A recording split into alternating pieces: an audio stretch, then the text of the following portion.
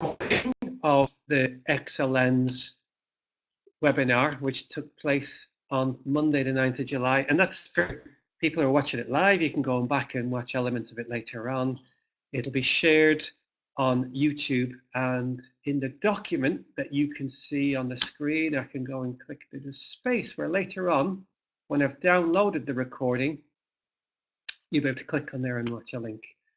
Some people have said the recordings are great because it allows them to just skip forward to the bits that they're most interested in. And you could watch it all if you want, but nobody says that you have to. Now, we have a program tonight, which I'm going to talk about in just a moment, and some details. Got a little welcome section, which I'm just pointing to now. And then there's a point where we're going to be looking at the role of the computing coordinator, some Scratch game projects, and then the problem of how do we get Key Stage 2 to be able to email each other. Could I ask, please, if there's a particular item on the agenda tonight, whether it's like our first big item, or second one, or the third item, if you could only pick one of those three, which one do you think would be the most interesting to you? And if you could just go, you should have a little chat window now. I can see that Beverly and Stephen are typing something. So number one comes up top so far for Stephen. The second item, and there's some other people who are watching who haven't yet entered the chat, but they might do that in just a moment. Now, I'm going to give you just a little bit of a housekeeping kind of thing to be aware of. If you're watching the recording or the live one, there should be three things that you can see on the screen in your browser, however you're watching it.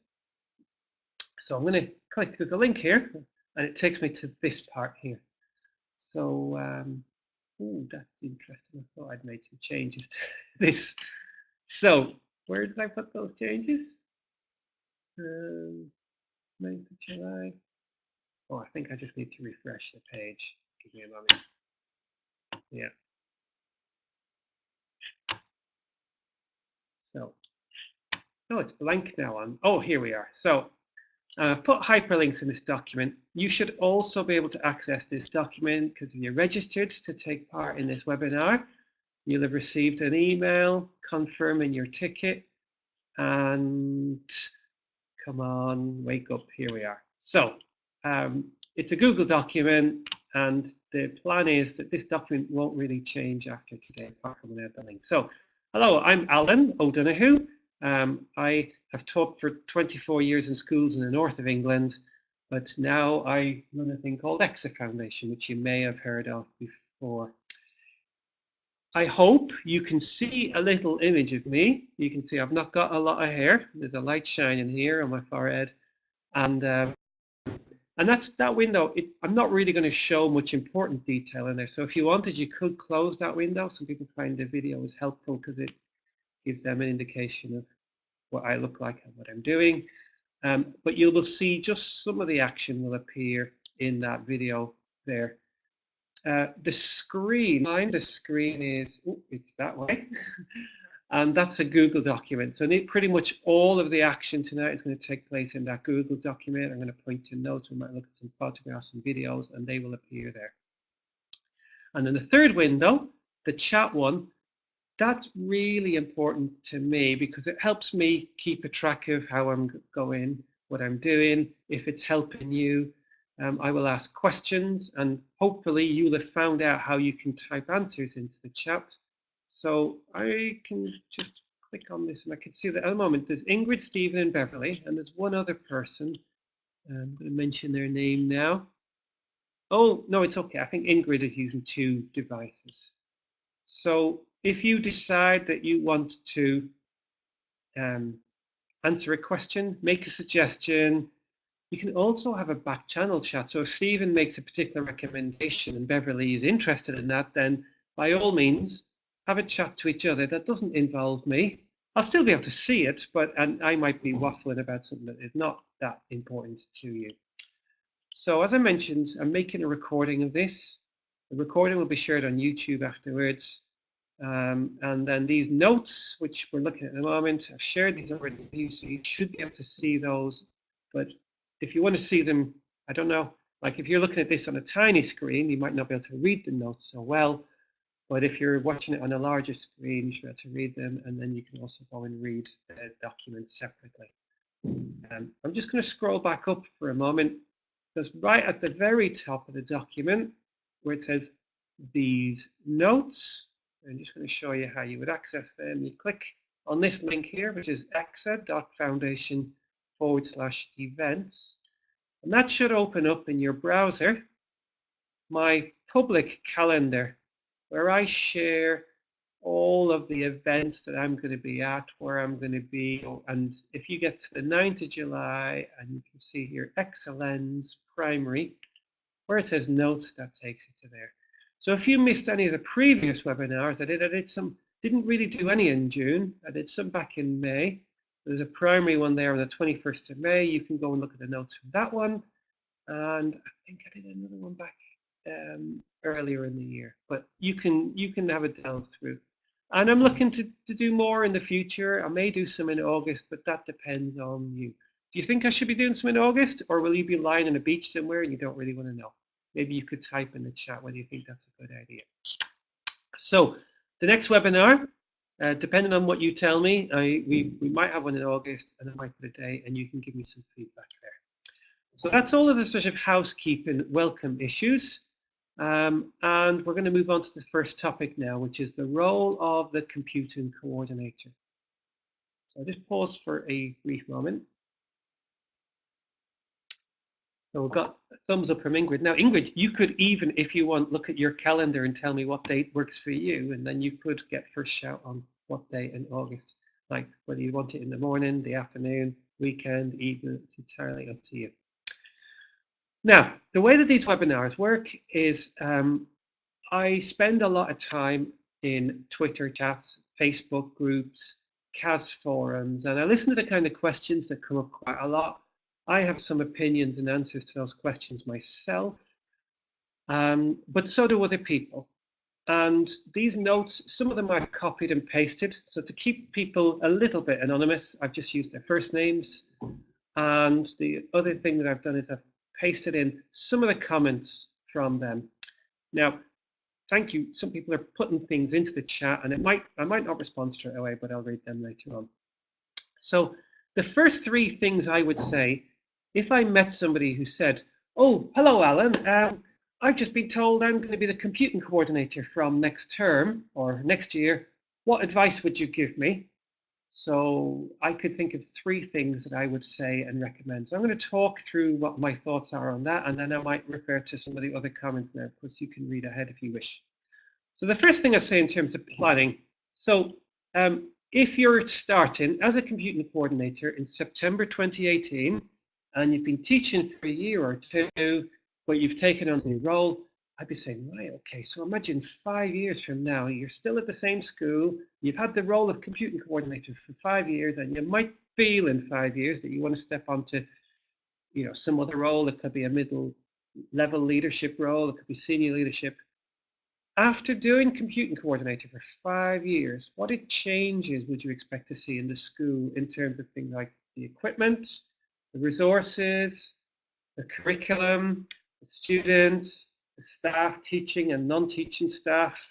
And you might non-teaching staff, and that one might need a little bit more thought. But 5 years from now, and I would say don't think too much in detail, but have this sort of, people talk about blue sky thinking. So like, 5 years from now, and it could be that we'll become a Google school and we have like sets of iPads, and everybody in the school has had access to some training. Everybody feels that it's something that they all have some little pocket of experience and expertise, no matter what their role is in the school. It could be that, every week the school newsletter will have like a highlight of computer, we'll hold regular school trips. So maybe one day, whatever is your time to get lots of inspiration. Like I find sometimes when I'm in the shower, I don't know what it is, maybe because I've not got a lot of hair, when all the droplets of water are bouncing on my head, I start firing ideas out. Sometimes when I've had a couple of coffees in the morning, it could be a Saturday, I'm just sat out in the garden having some breakfast and a coffee, and I get a big piece of paper and I start to think, oh yeah. So consider what your 5 year plan might be. But then if you think like, well, the 5 year is like where I feel like I've done as much as I can in this role, what would it look 2 years beforehand? So like, somebody's mentioned things like microbits and STEM and Google. So 2 years before like computing is the best subject in your school, what would it look like 3 years from now? And the next bit session is the same. So in 1 year, because I think sometimes people start off with unrealistic expectations. So like, oh, in a year from now, we've got Raspberry Pis and we've got microbits, and we'll have sorted out the Bebot situation, and probably start off with too many high expectations for what they could achieve.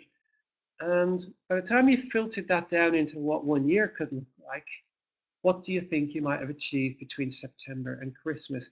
And probably not on paper a huge amount.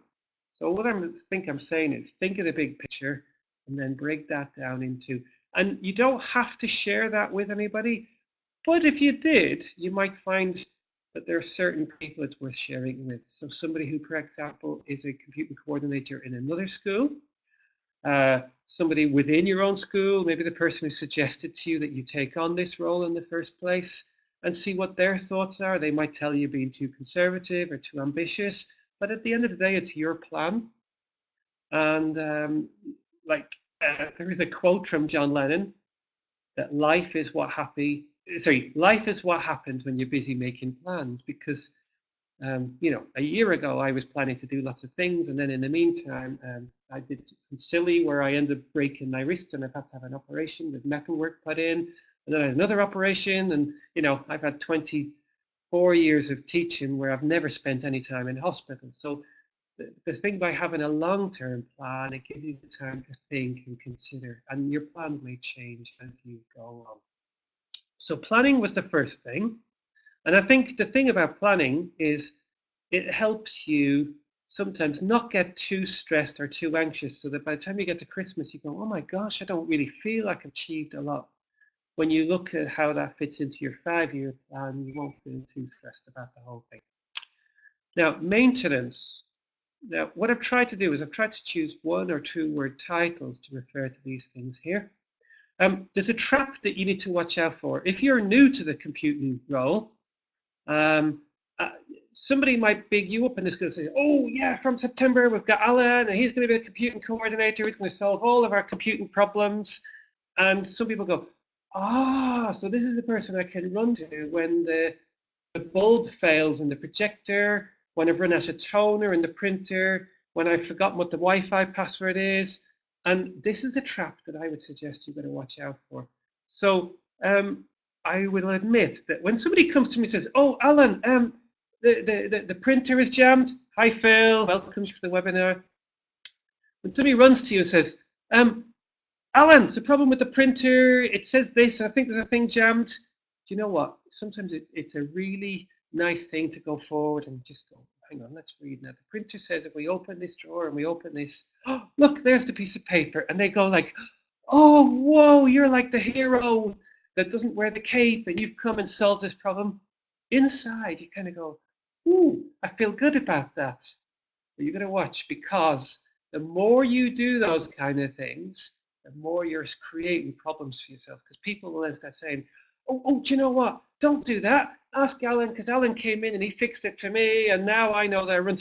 Because you're going to find it's rather like when you want to get on with your 5 year plan and your 3 year and your 1 year and your 1 term, you're going to be spending so many time fixing other people's problems, because they just start to think, oh, well, Alan will just step in and he'll fix it all. So the reason I'm saying to watch out for this one is when somebody does ask you, consider what might your strategy be. So I've developed a few strategies I use myself. So it's like when somebody asks me a question that's related to a technical problem, I always try to turn it to a question first of all. So I'm going to type something in the chat just so you can see me. So QWAQ. So what I talk about is answer a question with a question, or it could be a quack. Okay, you can spell that correctly. You can tell I've not spent too much time thinking about how to write this, but what I mean is I answer a question with a question. Alan, could you help fix the printer? I go, oh, what have you tried already? well, I tried the toner and it wasn't a toner, and I checked the paper. Oh, and what other things have you explored? But basically, I think everybody's got the potential to fix the problem, but they sometimes just think, oh, it's so easy because you're in the room and you fixed something before, and actually it would just be, and so there's one thing, one strategy. So trying to answer with a question, first of all. Now, ideally, you will have somebody who comes into your school, whether it's once a week, once a term, once a month, or whatever, to install things, to update software. And it could be that you will have some kind of strategy, like a book or a help desk kind of thing. So let me talk about these two things if it's not kind of obvious. It might be that you have the black book or the red book or the yellow book or the file or something like that. And within that file, it could just be a ring binder that's fixed physically to a wall so nobody can take it away. And you might even have a pen that's attached with a string that like lots of sellotape to stop people from stealing the string. So that and then you have all these photocopiable sheets that you just punch and you stick into this ring binder, this book. And you could think about what could be the categories or columns in the book. It might be things like who's reporting the problem, what's the date that the problem is being logged, is it an intermittent thing, is it something that's going to require money? So a description of what the problem is, and then you could ask them, is it like urgent? Is it really, really important? Because they can be do different things. Something might seem important, but it's not urgent, and something else could like, I'm having to write this in the book and it needs sorting in the next 5 minutes. So something of high urgency. And you know what's even amazing? As people are writing the thing in the book, sometimes they go on and go, oh, do you know what? And you could have a category like the things that they tried already. Hello, James. Welcome to the webinar. So a book is a useful strategy. It's a nice technical solution as well. You could use some sort of a help desk facility. So that could be you could find a free piece of software. It could be that the company that are responsible for doing the service contract in your school, they may already have some kind of logging facility that when a problem comes up that you can go and log it.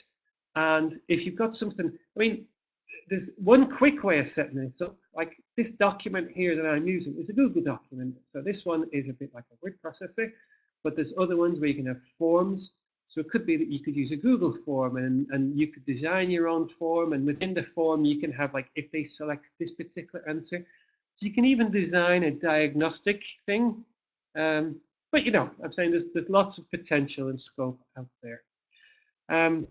Now, while I come on to the next one, anybody who's already a computing coordinator, do you find that people run to you because they're a bit lazy sometimes, saying, Phil, James, Stephen, can you fix this problem for me? Because, I've tried everything. And you think, what, you've tried everything? So does that happen to you? What other strategies are there apart from asking them, have you tried reading the manual? Did it come with instructions? Yeah. How do you load paper in the printer? Well, how do you normally?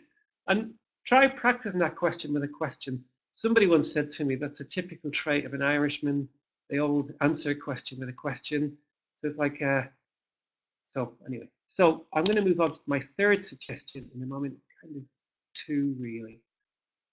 Let me just pause for a sip of water. So my question in all of that blah, blah, blah was, do you find that people come to you a lot with problems? If you're already a computing coordinator, and what strategy do you use to fend them off? Do you say, oh, have you written it in the book? Because do you know what I can do is, I'm teaching now for the rest of this lesson, but when I'm nipping down to see if I've got time to grab a coffee at break time, I could have a quick look at the book to see, and it might even be that you might have solved it yourself before you even go and write it in the book. Because sometimes people say, yeah, I was going to write it in the book, but, I just thought it was too much effort. Oh, so you want me to drop everything just because, I have a badge somewhere that says I'm the computing coordinator. Yeah. So it's what are those strategies that you're going to use so that you don't have to feel like you're going to run around all the time with a screwdriver pinned behind your ear. That's the point. If it's not in the book, nobody's going to look at it. Don't. You could have some kind of a motto, I'm sure, on a rhyme with book and look. If you want them to have a look, get it in book. Picture Peter saying, "Is get it in book." Now, the third thing I would be suggesting is, well, if you're new to the role of computing coordinator, or if you're in the role and you really feel there's more you could be doing, um, I'd be saying get out more. And there's two ways that I'm going to suggest that. So if it feels like you're the only computing teacher in the village, like, the only computing teacher in the village, I'll pause and laugh. Um, it's true. It may be that the reason why you're the computing coordinator is because nobody else in the school is that interested in computing, or the person who was has now got other things that they're more interested in. So it's likely and possible that you might be the only person in your school who sees computing as a priority. So get out to places where other people see that computing is a priority. So, for example, and I'm going to go through this list that I've got in the document, school visits. So what I mean is do a little bit of groundwork, some research. Are there schools in that are not a million miles away from yours where it might be worth going there one morning or one afternoon and just get out to school to go and visit somebody else's classroom? So I try to do that lots. Sometimes I take photographs of other people's classrooms. I made a video that I shared about a year ago. So there's a teacher in Bradford called Matt Moore, and I love going to visit Matt's classroom. Um, and every time I go, I see something new. If I can remember, I'm going to put a link to Matt's classroom in here. So I made a little video, I put it on YouTube, and it is just like amazing.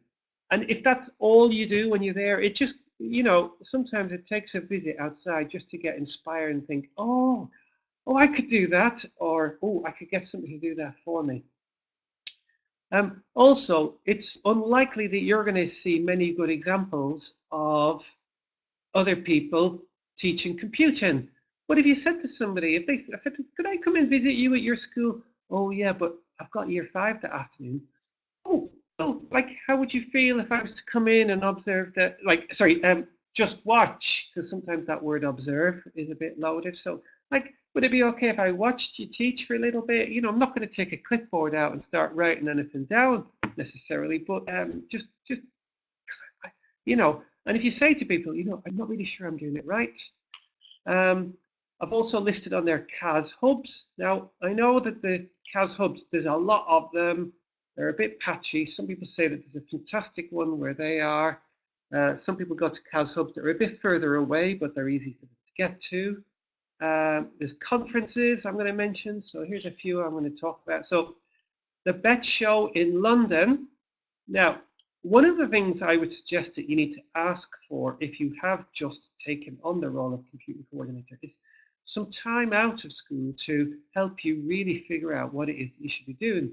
So one of those might include a day down to London in January to visit the Bet Show. Now, one of the things about the Bet Show you need to watch out for is I'm not a big fan of let's spend lots of money on kit because that's what's going to transform learning. I tend to believe that it's actually better off investing that money on the teachers.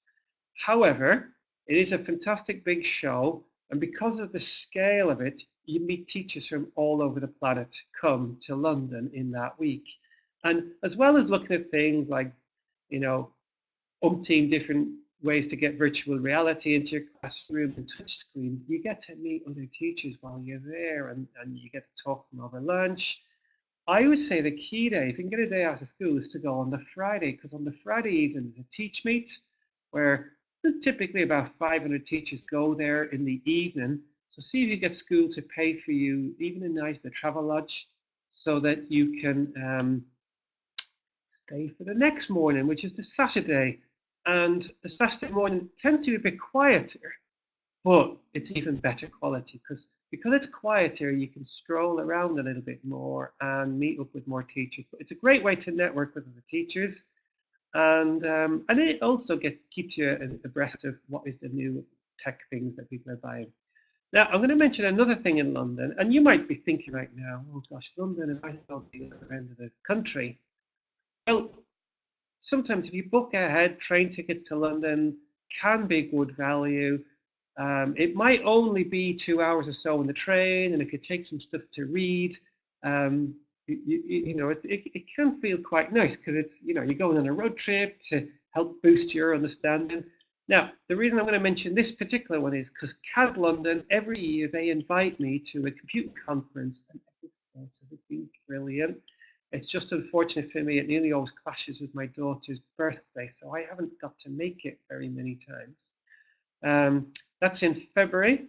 And then there's another one I'm going to mention in June in Birmingham. So every year we just have the 10th National CAS Conference, and again, about 500 people go there. You get a lot of primary teachers, secondary teachers, and if you're following people on Twitter, you tend to get to meet those there. And I'm going to mention now CAS events. In fact, I've got a link here that will open up a tab in my browser. So if you are a member of CAS, let me just move something about on my screen. What you can do is you can go to the events section and you can decide how far are you prepared to travel. So I travel quite a lot. So you could say, show me events across the UK. So what it will do is, now here's an interesting thing. So this webinar, unless you'd told it you were prepared to travel across the UK, you wouldn't have seen this webinar listed. So it's worth sometimes saying. So the Code Club meetup in Nottingham, that was today, but you can scroll ahead and you can have a look at, oh, there's something there in Wednesday next week, South Devon. You can find out about stuff that's happening around the country. And sometimes, if you work out that, oh, there's one that I'll be doing in London, that's a week. So, sometimes they happen during the holidays as well, and maybe you get school to pay your travel tickets at least. So you can go to an event at the Science Museum in London on a Wednesday during the school holidays. So that's in the CAS events. You'll probably find a lot of them are free, and then some of them you have to pay for. So I've put some hashtags here of events that I tend to organize, and I try to keep all of mine free where possible, like this webinar.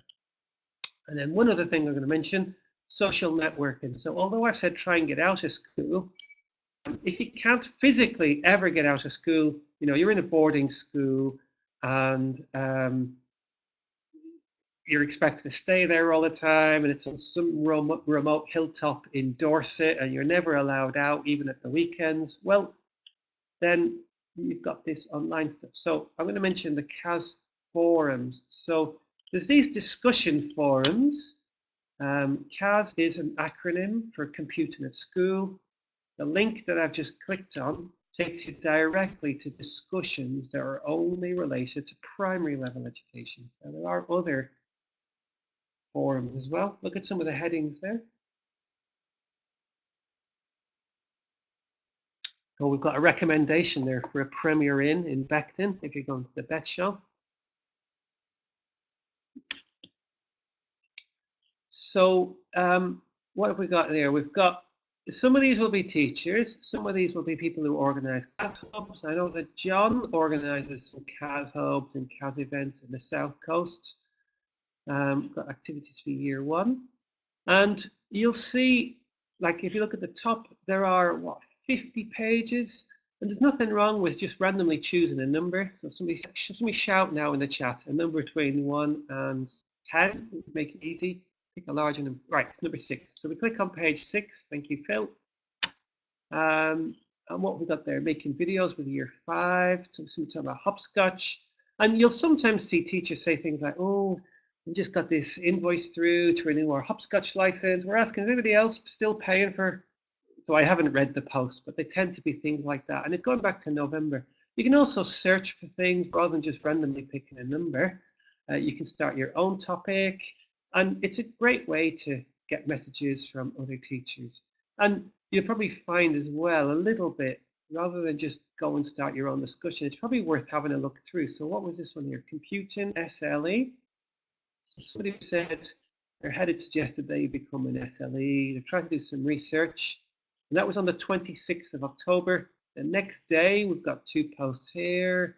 There's Philip's not a primary school teacher, but he still managed to put a comment in there.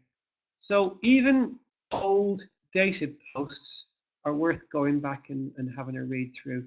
And if you're a bit nervous and shy about posting to the forums, you don't need to because you can go and read them. There's another thing that's a little dormant at the moment, but it's worth mentioning, the Twitter cast chat. So this regularly happens on Tuesday evening. So if there's one happening tomorrow, you can go on there and you can read the kind of things that teachers have been tweeting about. Let me just move things around a little bit. So I just mentioned Matt.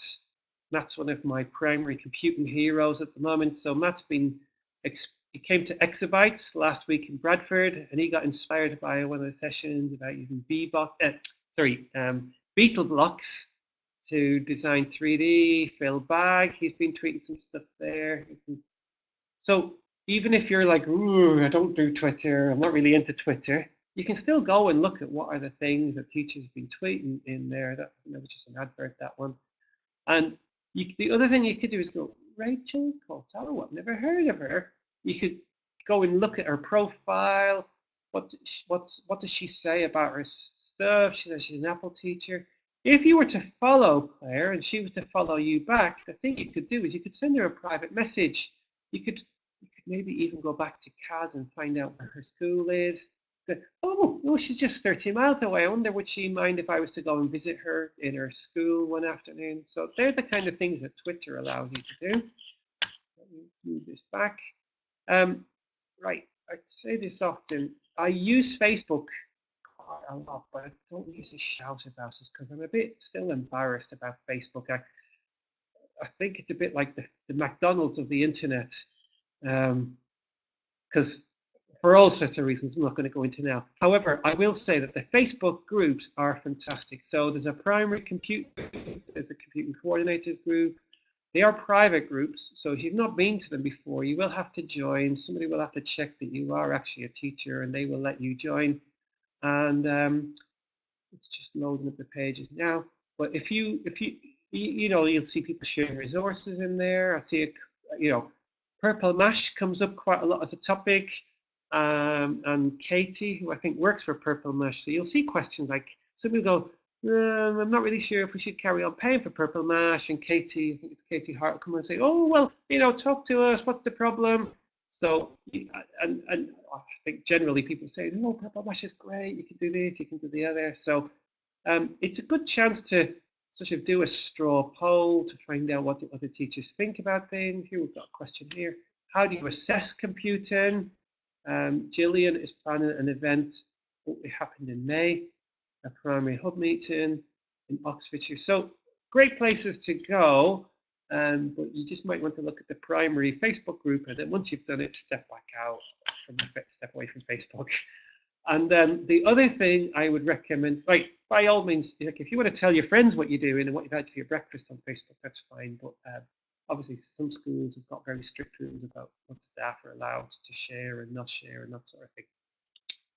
And then Hello World magazine. Let's just do a little test on something. I usually have, pretty much everywhere I go, I always try to make sure I have the latest copy of the Hello World magazine with me. Here's a question. If you're still awake and you're in the chat, do you get the paper copy? Have you received this latest paper copy of Hello World magazine? It's got an attractive looking young computing student on there, and it's got an article down here about organizing a computing day out. That's how you'll know. So basically, I'm waiting for people to say that they are not currently a subscriber. And then I get really loud. I say, well, why not? It's free. You can get this magazine completely free. All you have to do is go to their helloworld.cc page. You subscribe, you tell them that you're an educator, and they will post you a free copy every term. And the magazine is simply wonderful. As you go through it, there's loads of articles. I'd say about half of them are written by primary teachers, half of them by secondary teachers. That's almost like I planned it. There's an article there about planning a computing trip. So if you ever thought about, maybe you do sports trips and English trips and maths trips, but you've never done a computing trip before, then there's an article in that magazine making some suggestions all about it. Okay, so You can watch, you can read it online. So if you have one of these devices, if you've got your iPad, you can go and read it on there. But you've probably got loads of distractions that pop up while you're trying to read it. The nice thing about having a paper copy is if it's in your bag, you can go old school and you can just do what I did and just randomly open an article. What's this one? How to support SEN children with computing. Great. Okay. So there's loads and loads of fantastic content. And why not write one yourself? And you might be thinking, oh gosh, I've got a lot to do in the first term. But when you're thinking about your 5-year, 3-year, 1-year plan, it might be that in your 1-year plan, you decide to do a bit of a reflection on 1 year into the post, what you've managed to do. Now, I think that pretty much wraps up. I know I've spent a lot of time on this particular segment, and there's lots of stuff I haven't gone through. So have a look through later on, read some of these comments from other teachers where they're making suggestions about what they would suggest that you do. And a lot of these are computing coordinators, and I've met them in the Facebook groups and the Twitter groups. And even if you ask a question, you can make friends with people on Facebook or Twitter, and then you might have more conversations with them. So, a little bit of a reflection for you. Could you please, if you're in the chat, could you maybe make a commitment now to one thing that you think you're going to do that you're not doing already, that will help you perhaps feel stronger or more confident as a computing coordinator? One thing. So, is it to do with maintenance? Are you going to come up with a strategy so that people can't keep throwing problems at you all the time? Are you going to spend some time over the summer holidays when you're on the beach in Marbella or in the hills up in Tuscany? You're going to pop open a bottle of Prosecco and you're going to see what ideas pop into your mind, and take like a notepad with you and you're going to scribble down what your 5-year plan looks like. Or are you going to do one thing to get out of school a bit more? So physically, you're going to get to one of those events in London or Birmingham. Or you're going to create a Twitter account for the computing department in your school, or you're just going to create a private one for yourself, like Mrs. Anonymous, that you can use to sneak around and find out what people are sharing online. So what I'm now going to do is I'm going to move back to the agenda. So the time, it's coming up to 20 to 5, and this webinar will pretty much finish at 5 o'clock on the dot. And I'm now going to focus on the next two. So I'm going to be spending about 10 minutes perhaps on each one of these, probably maybe 15 minutes on this topic and about 5 minutes on this one here. So now, Beverly, you're doing exactly what I wanted people to do. You're using the chat as the back channel. So I've said to people, if you're in the live chat amongst each other. You can scroll up, you can read. You can't do this in the recording. You can scroll back to see the comments that other people have made, and you could ask them some questions. You could even suggest that you follow each other or something like that. Okay. Now, Scratch game projects. Now, this week, it's now, for the last 2 weeks, I've been in hotels in different parts of the country, and I've been delivering a course for a company called Dragonfly. And it's called the Primary Curriculum According to Scratch the Cat. Now, here's a little sneaky thing you can do. If you click on one of those links that I shared earlier, you can actually just go and look at the notes from those courses, because I don't keep the notes private, so they're shared online. One of the things I do when people come on one of these courses, so it's teachers who have decided they're going to attend a course for one day to help them get better use of Scratch. Now, there are loads of other tools that you could buy, Hopscotch and Purple Mash and all these other things that exist that are out there.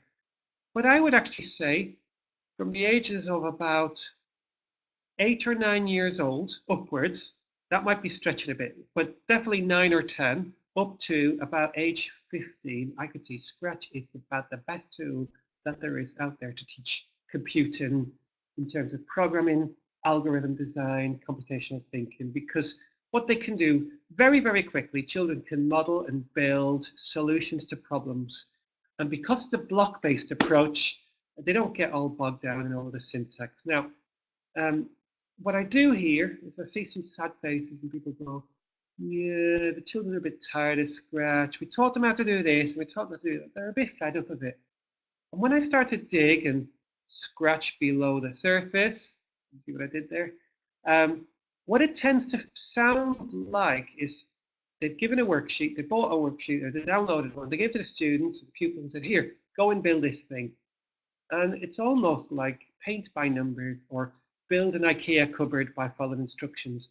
And there's very few people who take great pleasure out of step by step following the manual. In fact, thinking back to the first thing, that's why a lot of people don't want to try and solve the problem themselves. They want somebody else to do it for them. Yeah, computational thinking.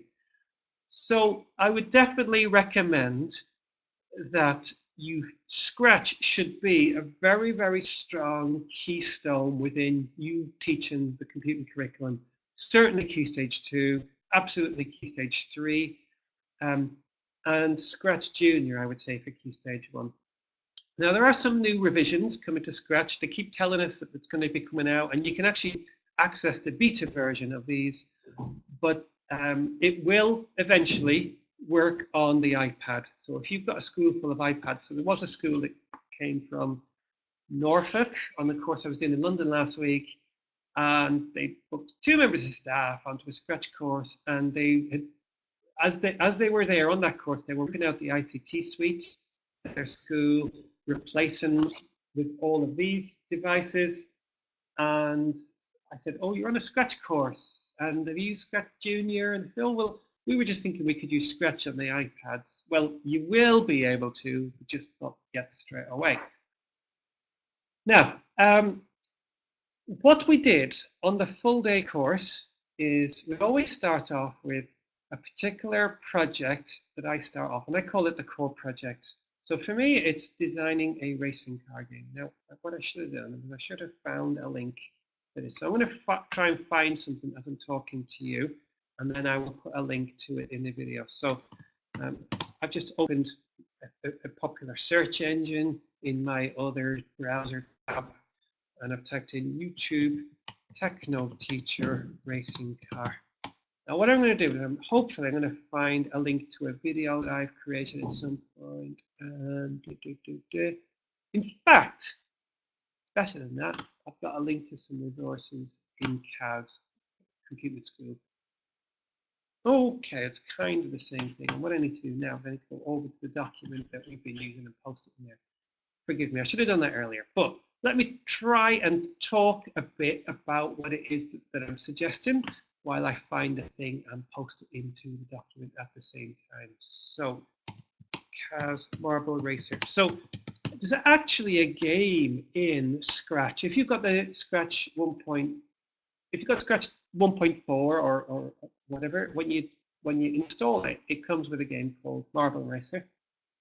And Marble Racer, it's a little game. You can say to the children here, play the game, figure out what are the things that are great about the game, how could it be better, and then we get them to make small changes, which is very different from the thing I was actually looking for, which is the racing car game. So back to my search results.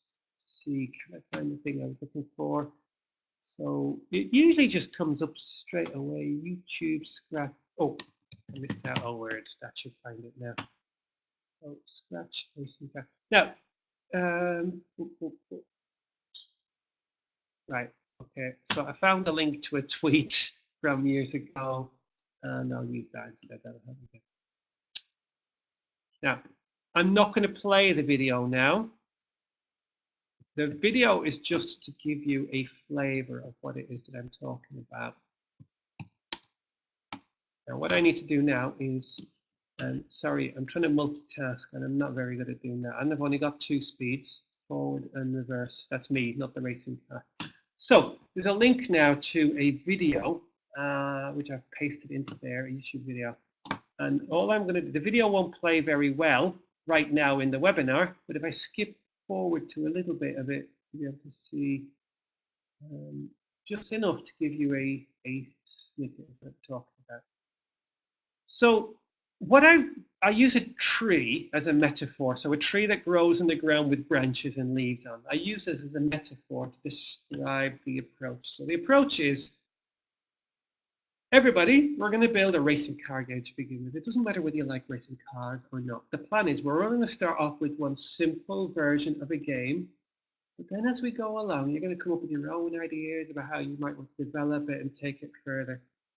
It's almost like we're climbing a tree together. And as we climb up the trunk, it's best that we stay together and you follow me along, which is basically just making the basic game. But then there's going to come a point where you can make some choices. A bit like if you're climbing a tree, you might decide, oh, the sun is shining. I want to climb out onto these sunny branches to catch the sun where there's lots of fruit. And you could think, actually, I've had enough of the sun. I decide I want. So what will happen is as we're developing the game together, you're going to make some design choices where you might want to have two racing cars, or you might want to get rid of the cars. It might be a racing pigeon game or a racing supermarket trolley or something like that, or it might not be a racing game at all. However, the idea is we all start off together. So I think we've got that point. So what I've done with the classes is now if on Wednesday I asked the teachers of the course to imagine that they were a year 5 class, and within about half an hour we had year 5 had all built a very simple version of a racing car game, and then we asked people now it's a bit boring because all the car does is just going around in circles and circles and circles. How can we make it do something that's even better, entertaining, engaging, competitive, educational? So we came up with this big long list. We this. And then we said, right, well, let's split the group up into different areas that are going to work on different projects. So what happened was each group then decided they were going to figure out how, and what was lovely was the groups were kind of feeding themselves as they went along. Like so we said, oh, so we're going to have a second car. I, as the teacher, could go around and I could throw questions in there. I could support them with what they were doing, make some suggestions. And then later on, we'd have bits where people from the different groups would go and visit each other. Then they would report back. And we had all these different areas of pools of expertise. Anyway, it's hard to fit this into such a 15-minute slot. So, if it's something you're interested in, I'd be very happy to. If you invite me, I could come to your school and I could maybe spend 2 hours with a class. You know what I was saying earlier about going to watch somebody else teach a computing lesson. You might want to invite me into your school to teach year 5 or year 4 or year 6 for an afternoon, and I wouldn't be charging it. The only thing is if I can invite other teachers to come and observe, then everybody gains from that. But if you watch the video later on, you'll see how you can very quickly build a game. But on the day, so this is last week, got 5 teachers in a room, in a very nice hotel room in London. There's a point we said, right, okay, teachers, it's lunchtime. And you could say they were like, they wanted to go and have the lunch, but they also want to carry on. And you just end up, because you're working on this project, it's your project, you become so heavily invested and engaged in working on your project that I was saying to them things like, right, you've got 5 minutes, and they hadn't even realized that the time was passing. They'd forgotten it was lunchtime, because they were so engaged in what they were doing.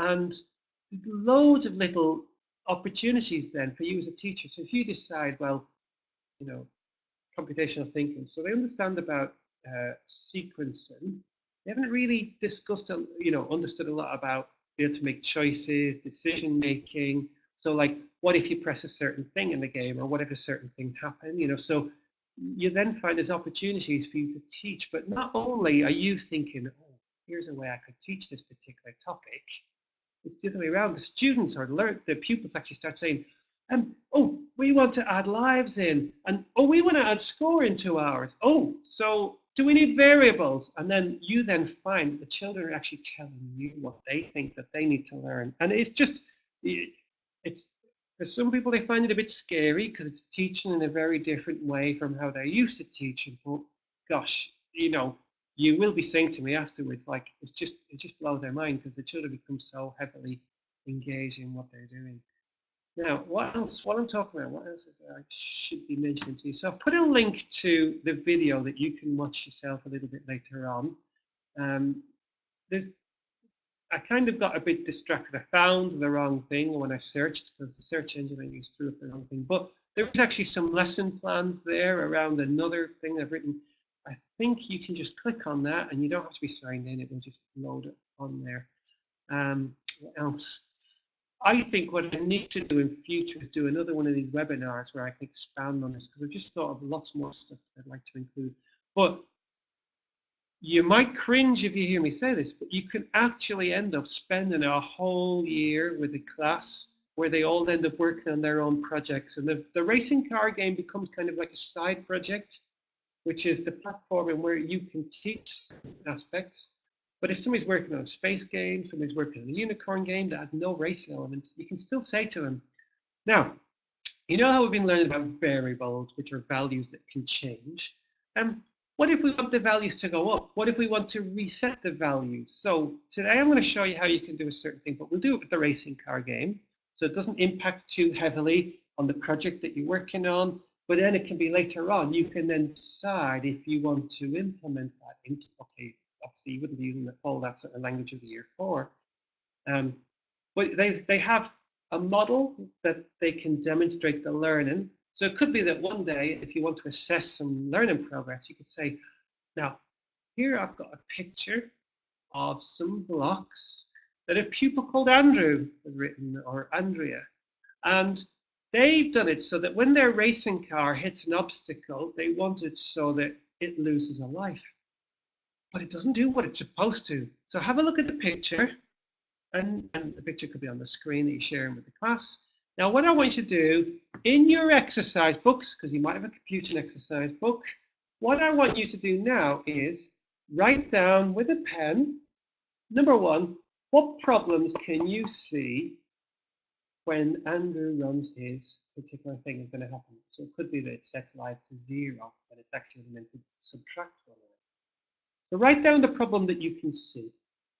Number 2, now you're going to write down what you think Andrew should do to change it. I'll call the student in there. And then number 3, and then number 3 could be, there's another problem that you might see as well in this particular problem. So basically, it could be that the game starts off with 3 lives, it hits the object, and within like less than a second, all 3 lives have been lost, and it goes down into negative lives. So it could be the fact that this, you can have negative lives, but the game still runs. Or the problem could be that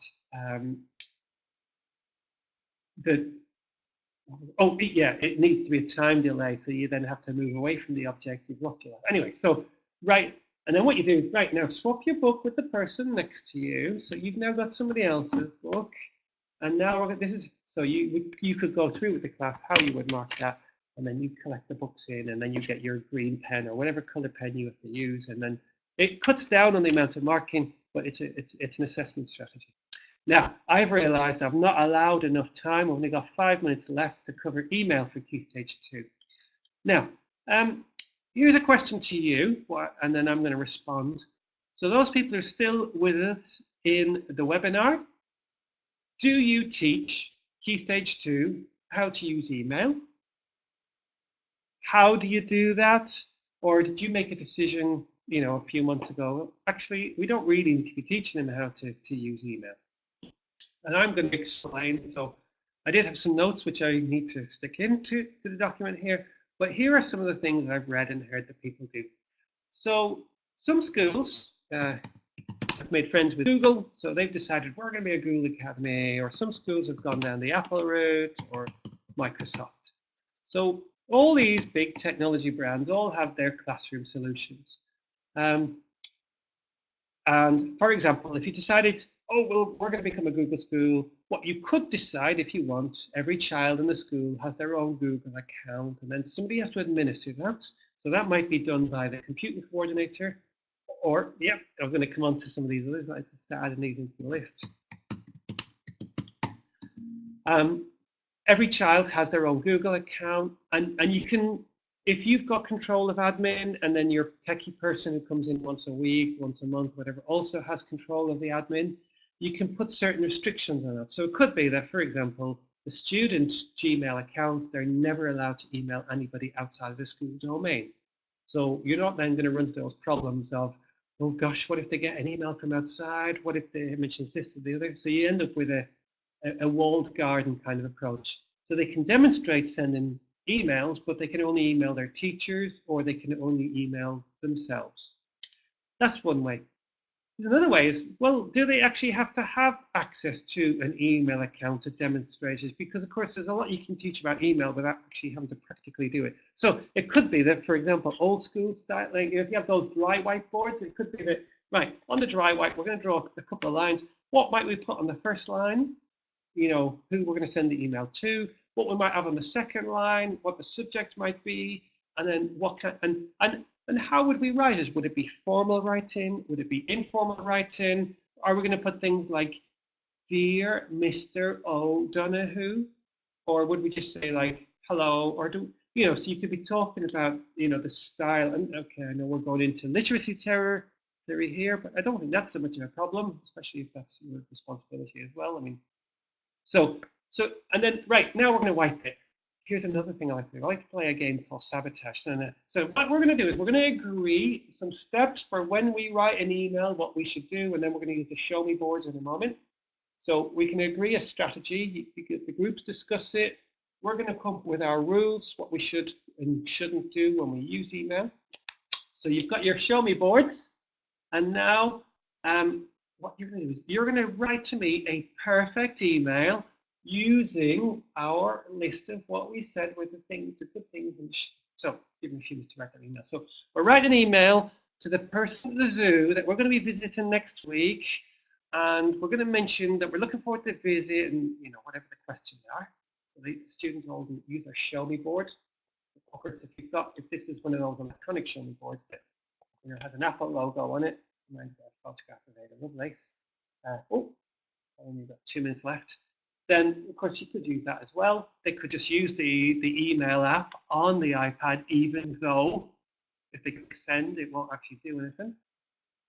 Now, you've got your email. Now, what I want you to do, now this is a bit sneaky. What we're going to do is those rules, we're going to break one of those rules. What we're going to decide to do is we're going to do it, and it's going to be a very clean break. So if it says you should always put the name of the person, and if you decide to break one of those rules, you're going to rub it out. But then we're going to do a sneaky one where we're kind of going to break the rule, but have we really broken the rule? So what we're basically going to do, we're going to put 2 false in our email. Now, when you've done the 2 false, make sure that you put your name at the bottom. Now, swap your show me board with somebody else in the class, so they all swap their boards. Now, you've got somebody else's email in front of you. Of course, they've just used a dry white pen. So they've written an example of an email. Now, what you might do is you might spot straight away, and you're going to do a circle around one and a circle around the other one, and then you're going to have a conversation with the person. And, you know, so you've got now a little strategy there how you can teach email, and you can actually touch the keyboard. There's one strategy. Now, Purple Mash, that's one of the things I hear people say, so I don't work for Purple Mash, I never have done, but everybody's oh, Purple Mash has got this within it, you can send emails, you can see what it looks like. I do work for a company that you may have heard of called EXA. This is not an advert for their products, just to mention, I know that some schools have a package that goes with that. I think it costs about £100 a year, where they've got the school web domain, all their email, but there's a thing within that called pupil mail. And again, a bit like Gmail, you can decide, are the pupils only ever allowed to email each other? Are they allowed to email outside? Are they allowed to receive? But there are lots and lots of solutions out there, not just the ones that I have mentioned. And it's 5 o'clock. Okay, so hopefully I've given you a few, but I'm looking back through the chat and I can see that a few of you have made some really good suggestions in there about, so Stephen has said that you get to send emails that's already set up for an auto reply. There is another one I didn't suggest, which is you could actually create a Gmail account that's nothing to do with school, nothing to do with whatever, that you share one username and one password, 2 fingers, and it could be that every day a different student takes it in turn and they go to because you've only got one computer in your classroom, and it could be that the password is different every day because you change the password, and they go over there and they sign in and they have to email another person. You might even decide, can we set up that with another school, I don't know. I think that is a lot more complicated, whereas the Show Me board, where you just dry wipe on there, I think is the solution.